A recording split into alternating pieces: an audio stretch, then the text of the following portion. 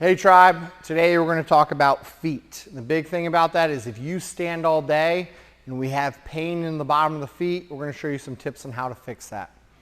When we stand all day and we have pain in the feet, usually it's a lack of support in the arch. And from the start, I know some people are going to be like, well, I have flat feet, I have high arches. It doesn't really matter whether you have high arches or flat arches. It's the same thing of the height of my hip is going to be different than the height of your hip. The size of the arch is not crucial. It's the strength of arch that we're looking for. In general, when we wear shoes, we flatten that arch because it doesn't allow our feet to have that natural support. Especially if you're going to the doctor and they're giving you orthotics and we're pushing the heel to be up a little bit more, it's going to shift your body weight forward. And you're going to have a lot of that support going on in the arch.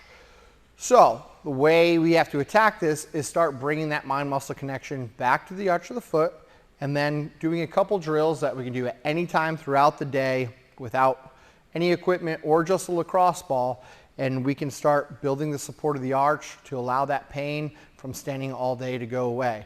I will say this does take a little bit of a process. I've been working on my feet for 4 years.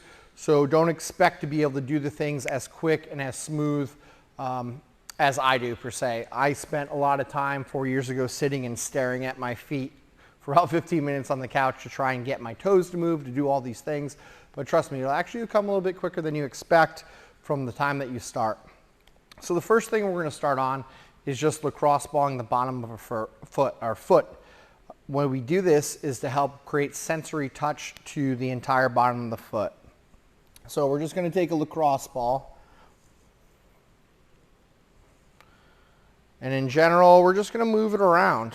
We're going to move it forward and back. We can go on the inside of the foot, work it around the heel of the foot. Just everywhere. Very, very light, no real pressure. And then what we can do is we're going to sit that ball right in the base of this arch, right past the heel. And we're just going to apply a little bit of pressure, try to stand on that, drive it and work it back and forth. This might be really tender, especially if we have plantar fasciitis or plantar necrosis. Both are very common, especially if we have weight gain rather quickly, we'll have more plantar fasciitis. If we didn't have weight gain, we just start getting the pain in the feet, we have plantar necrosis. And plantar necrosis in general is the breakdown of the layers. We have pretty much 5 layers of muscle on the bottom side of our feet, and once those 4 layers, maybe 4 or 5, don't quote me on that, it's 4 or 5, I believe it's 5. Once 4 of those layers stop working and we're on that last pretty much muscle, that layer of muscle on the bottom, that's when we start feeling pain that happens right in back here.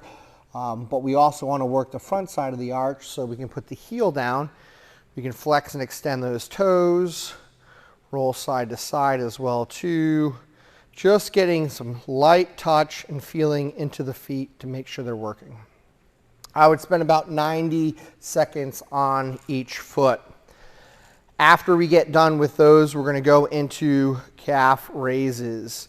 So we can just kind of start loading the toes. And the big thing when I think about calf raises is that we got to keep the space between the heels and the toes the same when we're driving up and coming back down. A lot of times we're going to flare out, which means we don't want to use the big toe or the metatarsal pad, which we do want because we want the heel, the metatarsal pad, and the big toe driving down to help support this arch right here. So when you're doing these simple calf raises, make sure we're driving that metatarsal and the big toe onto the ground. That heel is coming up in line. We should feel that working all the way up the calves. This is going to also start helping us load that calf and build the arch. After we work on that, we can work on toe walks. So we're going to stay up high on that, and we can walk forward and back, staying on the metatarsal pad and the big toe. So we don't want to be pushing on the outside of the foot when we're walking. We want to focus on being on the inside of connecting that metatarsal pad that you're seeing in this foot that's moving and that big toe. We want to push those things down into the ground while we're walking on the toe to feel that connection. Once we get through some calf, walking onto calf raises and walking around on our toes, we can start working on our toes in general. So with our toes, we want separation of toes the best that we can. We also want independent control of our toes. So we want that adduction that's happening in that pinky toe. We want to be able to lift up all the toes together. We want to go big toe. Then we want to go swap that with the little toe being pushed down. Big toe, little toe. Just being able to swap and build that foot independence is going to really help build the arch of your foot as well too. If you can do that, great. If you can't, just focus on creating a little bit of movement. If you have a hard time of just trying to pick the big toe up like this, a good tip is that you can reach down, pick the big toe up, hold it up, push the other toes down, then let go, and then push down. Pick the big toe up, push the little toes down, hold it up, and push it down. And we can do the same thing. We can hold this down, pick those little toes up, then pick the big toe up. Different ways that we can get that body to feel what it's like to separate the big toe from the little toes. Now, as we go on, we should be able to do some adduction of that little toe, of being able just to reach. I don't expect that to be right away, but it's something you want to work for, that you can work on both sides. And if we can do that, we're going to try and create a little bit of a wave of the foot. So we're going to go little toe, number 2, number 3, number 4, and then big toe. Come back up, and go little toe, and work on these toe waves. This is all stuff that I'm going to have you guys just play around with. How many sets, reps, and all that other stuff, it doesn't matter. It really doesn't matter. If you can get in 10 minutes of work on your feet, whether it's walking around barefoot, maybe you're crunching the toes to throw stones or something like that, that'll all work. And finally, the last one we're going to show you is an arch builder, which is really tough for a lot of people. And that's going to be actually kicking in the muscles of this arch. And what I like to imagine is that there's a string attached from the top of my foot, right by the talus, the muscle that's, or the bone that's sitting up here, and someone is pulling this up like a puppeteer. What's happening is these two, the metatarsal pad and the heel, are actually going to slightly come together, and you're going to see that arch raise. So I'm pulling that arch together, and if you notice, my toes are relaxed. I'm not crunching the toes up. I'm not picking the foot up in this direction. I'm keeping the metatarsal pad, the heel on the ground, and resting the toes, and then I'm just creating that arch. It's almost like if we put a towel underneath our toes and we're trying to pull it back.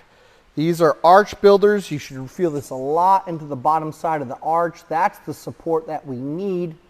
That's my resting arch. I can see how I can fire that up, as well as keeping this pressure down here, which means that this is nice and strong into the arch of our foot. Once we can hold that arch, we could also try and wiggle the toes of the arch. This is a little bit more advanced. But there's tons of freedom that we can do and get into the bottom of the foot. All right, Nadine, you can zoom back out. So there's tons of little tidbits of information on the bottom of the foot that we just kind of gave you. Thing is we want you to play around as you need with that. Pick one movement every single day, play around with it for about like 10 minutes. If you're trying to get the toes, I highly advise of sitting there and trying to separate those toes and lift them.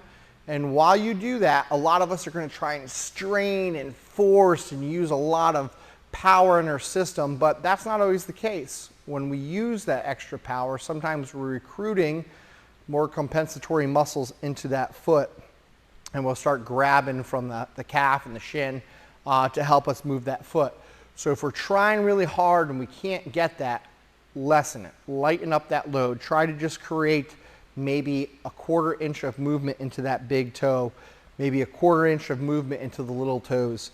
But any bit of movement is going to be improvement. Start off with that lacrosse ball so we can get some sensory to the bottom of the foot, then start playing that around.